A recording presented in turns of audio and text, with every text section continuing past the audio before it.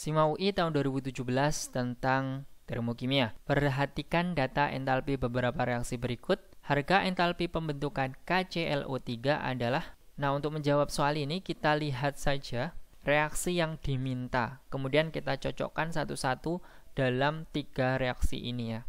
Nah, yang pertama unsurnya ini adalah K ini ya. Kalau kita lihat dari 3 senyawa itu ternyata ada di reaksi kedua ini ya. Nah, yang diminta itu sebagai reaktan.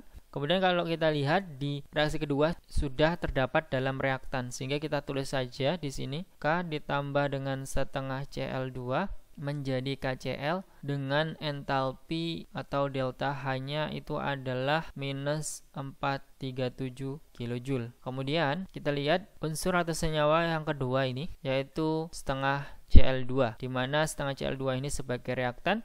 Kalau kita lihat dari ketiga reaksinya ternyata ada di reaksi kedua ini dan sudah ada di reaktan serta koefisiennya sama ya, di sini setengah Cl2. Sehingga untuk reaksi kedua ini kita tidak apa-apakan lagi ya. Jadi kita tulis saja seperti ini. Terus kemudian yang ketiga di sini ada 3/2O2. Dari 3 reaksi tersebut yang mengandung O2 adalah pada reaksi ketiga ini, di mana terdapat setengah O2 ya.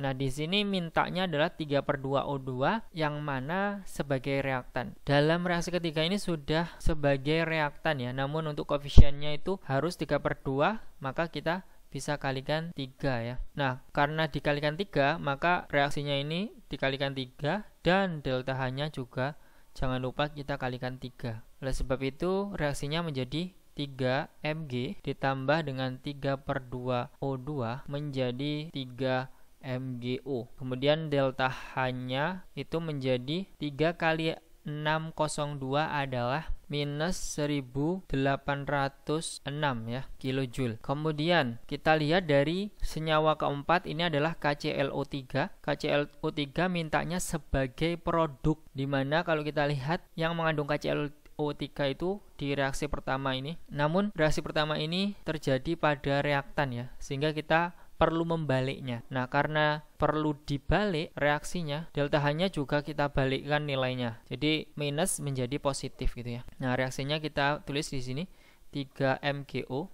Ini sudah saya balik ya. Ditambah dengan KCl menjadi KClO3 ditambah dengan 3 Mg. Di mana delta H-nya itu adalah minus 1852 kJ, yaitu menjadi, karena tadi minus menjadi positif ya, positif 1852 kJ. Untuk positif ini dikarenakan dibalik, sehingga kalau kita jumlahkan reaksi dan entalpinya untuk senyawa yang sama antara kiri dan kanan, kita bisa coretkan ya.